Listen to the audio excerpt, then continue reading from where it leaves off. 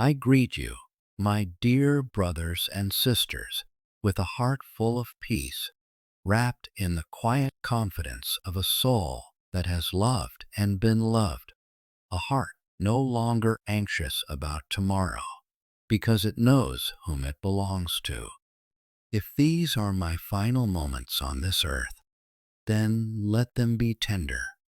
Let them be full of warmth, full of prayer, full of holy remembrance.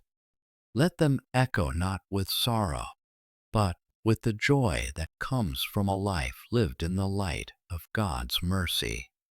Let them be filled with love, pure, unmeasured love. I am not afraid, not because I am strong, but because I have been held by grace too many times to doubt its presence now. I am not sad, not because I haven't known grief, but because even in my darkest hour, I felt the gentle hand of Christ resting on my shoulder. I have seen the face of Jesus, not in visions or miracles alone, but in the quiet, everyday places where love shows up, in the poor, in the broken-hearted, in the joyful laughter of children, in the eyes of strangers who offered kindness when I least deserved it, and most tenderly, in each of you, yes, you who have walked this journey with me. Let me now speak plainly to you, not as a leader, not as a title, not as someone clothed in robes and responsibilities, but as a father would speak to his children in the stillness of the night when the world quiets down and truth feels more sacred. What matters in this life is not the monuments we raise, not the applause, not the trophies, not the polished accomplishments we list on paper. No, what matters is what we build with our hearts, the unseen things, the love we sow in silence, the forgiveness we offer when it hurts, the compassion we choose when judgment would be easier.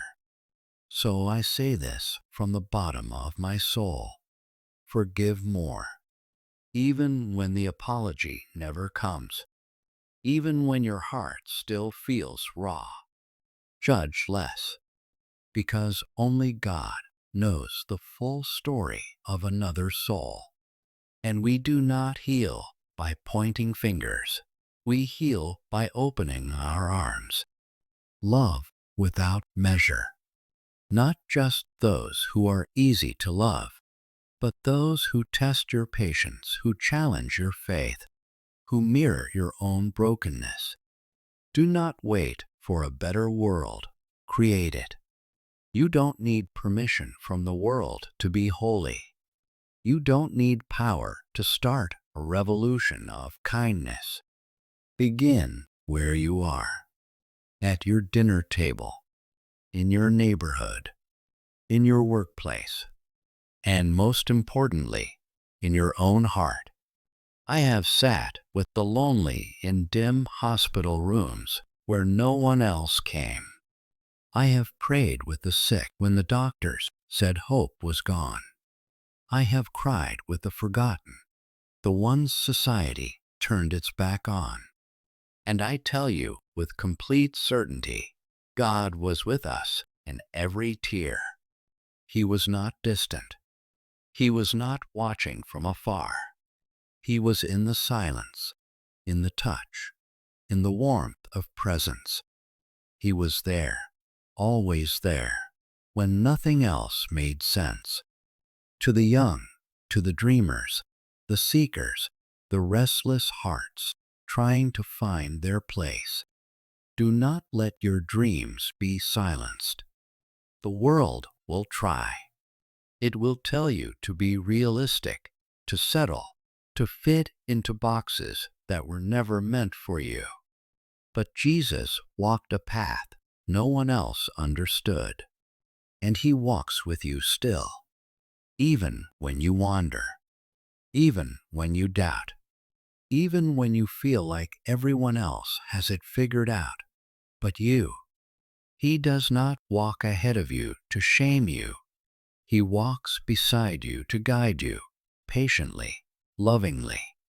To the old and weary, your life still sings, even if the world no longer stops to listen, even if your body has grown tired, even if you feel forgotten.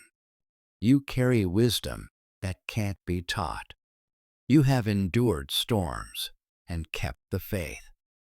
Even in your silence, you teach us what grace looks like, not loud, not flashy, but real and deep and holy.